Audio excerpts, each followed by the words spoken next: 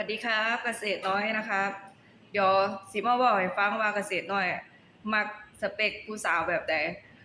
เกษตรน้อยมักผู้หญิงที่อายุหลายกว่าพี่น้องแล้วก็บ่ได้มักที่หน้าตามักที่คำเว้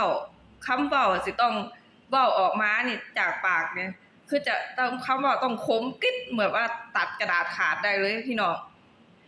แล้วก็บ่ต้องการให้เขาแบบว่ามาเลี้ยงหรือมาดูแลอีหยังเลยแค่แบบว่าต้องการให้เขาแค่ว่าซัปพอร์ตอ่าความคิดอ่าความคิดว่าเวลาเกษตรน้อยคิดมันจะเฮ็ดออกมาเป็นแบบนี้ต้องการให้เขาบอกว่ามันจะออกมาเป็นแนวใดอีหยังประมาณนี้ให้ปรึกษาได้บ่ต้องการให้แบบว่ามาหาเลี้ยงแบบนั้น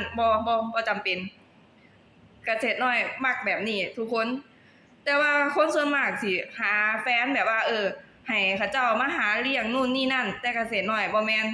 แล้วอีกอย่างเป็นคนที่มักผู้หญิงที่อายุหลายกว่าบ่แม่นหลายกว่าแค่ปี2ปีนะต้อง10-20 ปีขึ้นไปพี่น้องเจ้าสิเว้ากับเกษตรน้อยรู้เรื่องเป็นไดสเปคเกษตรน้อย